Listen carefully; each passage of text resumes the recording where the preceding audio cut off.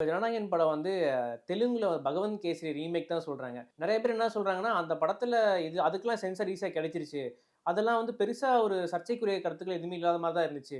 ஆனா இதுக்கு வந்து ரொம்ப விஷயங்கள் இருக்கே. உண்மையிலேயே வந்து இது ரீமேக் தானா? இல்ல ரீமேக் மாரி மேல வந்து ப்ரொஜெக்ட் பண்றாரா வினோத்? வினோத் ப்ரொஜெக்ட் பண்ற மாரி ஒரு ஆமா. கேள்விகள் இருக்கு. ஆக்சுவலா ஒரு சின்ன திசை திருப்பும் முயற்சி தான். பகவந்த் கேசரி படத்தினுடைய ஒரு சின்ன போர்ஷன் மட்டும் இதில எடுத்திருக்கிறதா இப்ப சொல்றாங்க. ஆக்சுவலா நான் கூட ஒரு 70% இந்த படத்தில இருக்கும்னு நான் நெனச்சேன். அவ்வளோ கூட கிடையாதுங்கிறாங்க இப்போ. ம். படம் பார்த்தவர்கள் சிலர்ட்ட நான் பேசினேன். பகவந்த் கேசரிய பார்த்தவங்களும் கூட அவங்க. அவங்க என்ன சொல்றாங்க, முழுக்க முழுக்க அப்படியே எடுக்கலங்க. ஒரு 30% எடுத்திருக்காங்க.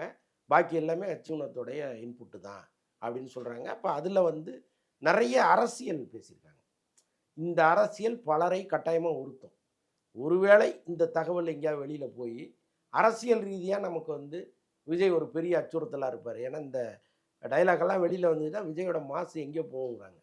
ஸோ அப்படி இருக்கும்போது நம்ம படத்த முடக்கிட்டோம்னா, அந்த பிரச்சனைக்கு இடம் இல்லைன்னு இவங்க நினைக்கிறாங்களா? ம். என்னன்னு தெரியல. மத்திய அரசையும் திட்டியிருக்கிறாரு. ஏற்கனவே இருக்கிற ஏடிஎம்கே அரசையும் அதில கிண்டல் பண்ணியிருக்காங்க.